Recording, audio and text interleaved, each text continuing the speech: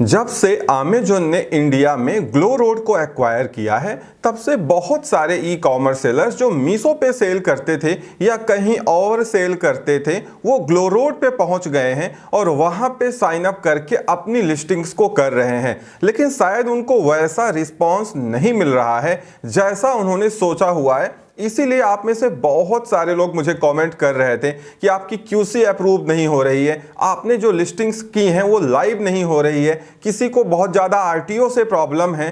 तो glow road पे ये प्रॉब्लम्स आ रही हैं। इसीलिए क्वेश्चन उठना भी लाजमी है कि ग्लो रोड बेटर है या मीशो पे सेल करना बेटर है, क्योंकि जो नए सेलर हैं या जिनको ज़्यादा एक्सपीरियंस नहीं है वो अभी भी कंफ्यूज हैं कि मीशो पे सेल किया जाए या ग्लो रोड पे सेल किया जाए। तो मैं आपको बता दूं, ग्लो रोड को अमेज़न ने इंडिया में एक्वायर तो कर लिया है, लेकिन अभी पूरी तरीके से अमेज़न ग्लो रोड पे काम नहीं कर रहा है। धीरे धीरे अमेज़न ग्लो रोड को इंप्रूव करने में लगा हुआ है, लेकिन अमेज़न को भी ये बात मालूम है कि कहीं ना कहीं उसको amazon.in और ग्लो रोड ऐप के बीच में एक डिफरेंस बनाना है, जिससे कस्टमर को कोई भी कंफ्यूजन ना रह जाए। और मुझे तो ऐसा लगता है कि अमेज़न ने ग्लो रोड को एक्वायर तो किया, लेकिन अभी भी इनके पास स्टाफ की बहुत कमी है, जैसा पहले मीशो में हुआ करता था। बहुत सारे सेलर्स की क्यूसी ग्लो रोड में अप्रूव नहीं हो रही है।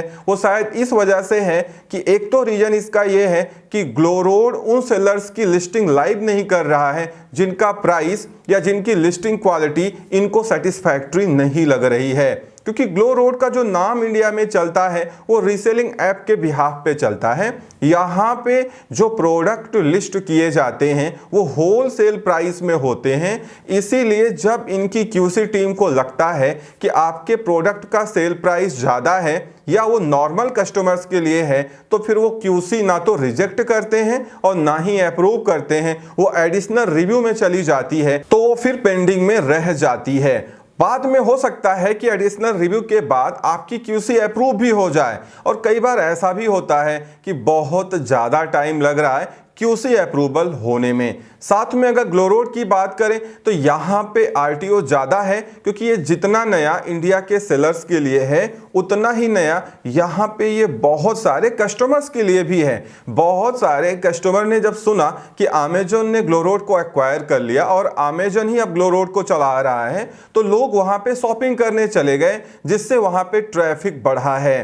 तो प्रॉब्लम सबको थोड़ी बहुत आ सकती है। थोड़ा रिटर्न रेट भी ज़्यादा है, क्योंकि जब कस्टमर ये सोच के आ रहा है कि यहाँ पे सस्ता प्रोडक्ट है, क्वालिटी अच्छी है और उसको उस हिसाब से चीज़ें नहीं मिल रही है, तो कस्टमर रिटर्न भी हो रहा है।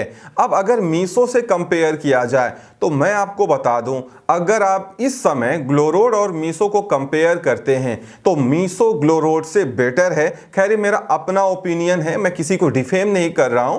मीशो क्या है कि मीशो में ये प्रॉब्लम पहले आया करती थी जो अभी ग्लो रोड में आ सकती हैं या आ रही हैं, बट मीशो ने अपने आप को लगातार इंप्रूव किया है। और अब जितने भी सेलर मीशो पे सेल करते हैं, अगर वो पहले भी मीशो पे सेल करते रहे होंगे तो उनको डिफरेंस समझ में आ रहा होगा, क्योंकि लगातार मीशो अपने आप को इंप्रूव कर रहा है।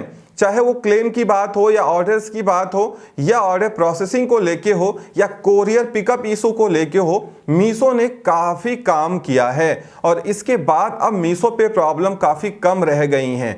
बहुत स्मूथली काम मीशो पे चल रहा है अगर आप मेट्रो सिटीज में रहते हैं तो। इसीलिए मीशो अब सेटल्ड हो चुका है ग्लो रोड के कंपैरिजन में, लेकिन ग्लो रोड अभी भी अनसेटल्ड है। यहाँ पे प्रॉब्लम्स आ रही हैं। बहुत सारे सेलर्स की क्यूसी नहीं हो पा रही है। शायद उसके पीछे का रीजन ये है कि एक तो स्टाफ पे ओवरलोड ज़्यादा है, मतलब कहने का ये है कि ट्रैफिक बहुत ज़्यादा है तो आपका क्यूसी में टाइम लग रहा है, और कई बार इनकी टीम ना तो क्यूसी रिजेक्ट कर रही है और ना ही अप्रूव कर रही है। शायद वो इनके टर्म्स एंड कंडीशन या जैसी इनको उम्मीद है सेलर्स की तरफ से प्राइसिंग की या लिस्टिंग क्वालिटी की, वो इनको नहीं मिल रही है, तो फिर आपका जो प्रोडक्ट है वो एडिशनल रिव्यू में चला जा रहा है। तो इस तरीके का सिनेरियो अभी इंडिया इंडिया में चल रहा है, अगर आप मीशो और ग्लोरोड को देख रहे हैं तो, और अगर दोनों को कंपेयर करें तो सेलर्स के लिए तो लगभग दोनों ही सेम है, क्योंकि जो पॉलिसीज हैं वो सेम है। मीशो भी 7 दिन में पेमेंट देता है, ग्लोरोड भी आपको 7 डेज बाद ही पेमेंट दे रहा है। आरटीओ का मीशो में कोई चार्ज नहीं, ग्लोरोड में कोई चार्ज नहीं है। मीशो में भी क्यूसी होती है, ग्लोरोड में भी क्यूसी का प्रोसेस है, मतलब चीजें लगभग सिमिलर हैं। लेकिन मीशो काफी हद तक अब सेटल्ड हो चुका है, उसको मालूम है कि मार्केट में क्या प्रॉब्लम्स आ रही हैं और इसको कैसे निपटाना है।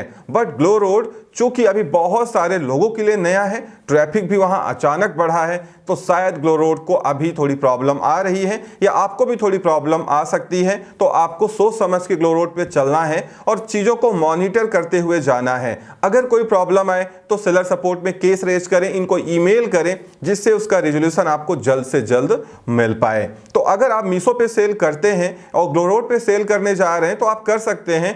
बट अगर आप नए सेलर हैं और आप कंफ्यूज हैं कि पहले मीशो पे लिस्ट करें या ग्लोरोड पे लिस्ट करें, तो मैं आपको बताना चाहूंगा मीशो आपके लिए बेटर रहेगा फिलहाल अभी के केस में, क्योंकि यहां पे काफी चीजें स्मूथली रन हो रही हैं। एक बार आप मीशो पे लिस्टिंग्स कर लें, फिर आप ग्लोरोड की तरफ जाएं तो एक बैकअप भी आपका बना रहेगा।